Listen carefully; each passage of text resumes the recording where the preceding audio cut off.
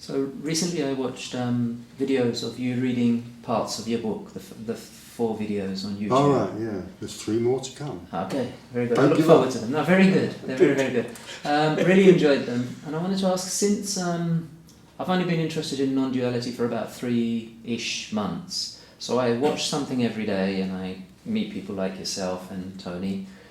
There's been a substantial something changing within.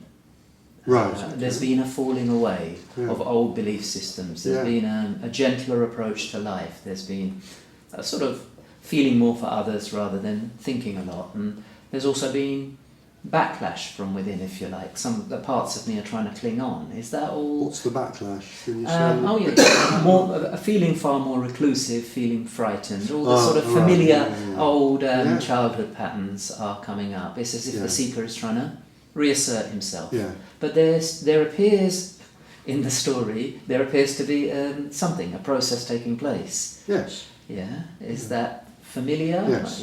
Yeah, absolutely. Okay. Yeah. And of course, in the story, there always seems to be something taking place. Yeah. That's what the story consists of, one damn thing after another. Yeah.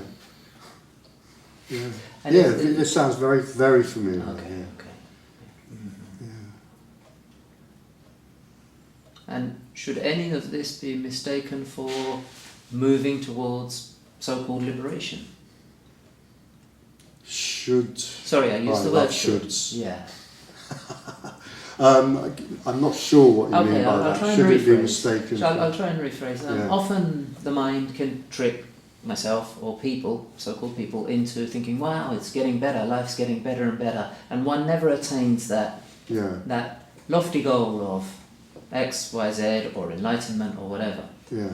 So all I know is that in the last 3 months there's certainly stuff shifting within in a way that it never has in my life. And I put it completely down to a rekindled interest in non-duality. Right, yeah. And then you and other speakers speak of awakening or liberation. I've had the odd glimpse here and there as well. And that can be quite substantial. Yeah. Yeah.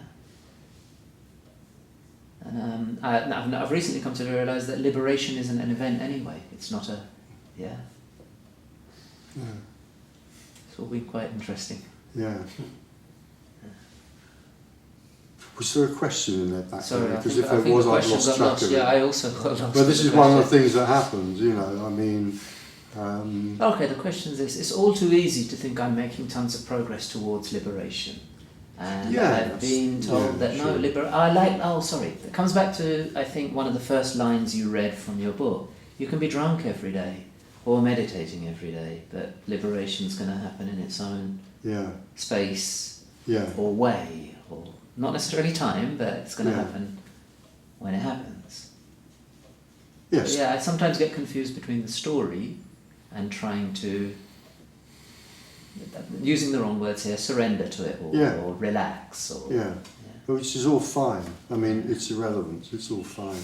I mean, we can feel that we're doing all sorts of things and we're trying this or I'm doing that or I've just failed at that, so now I deserve a little bit of whipping and now perhaps I can have a reward because I meditated for a long time and da-da-da-da. It's all fine, you know.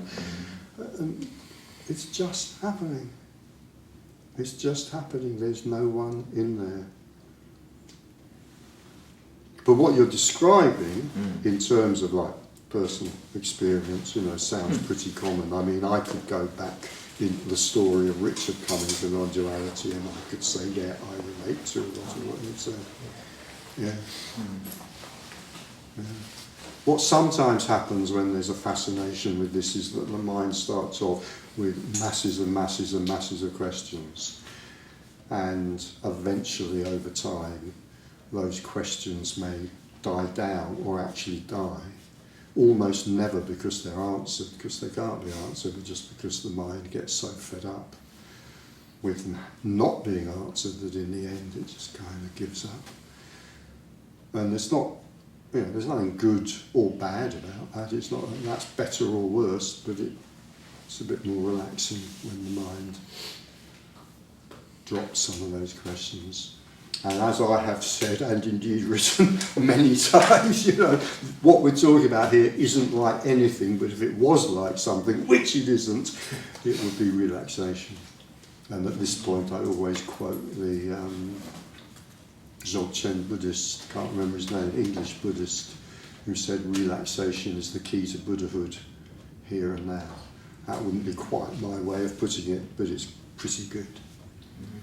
So what we're talking about here is we're not talking about relaxation, but we're trying to use words which describe experience, which are hopeless. Please, God help us.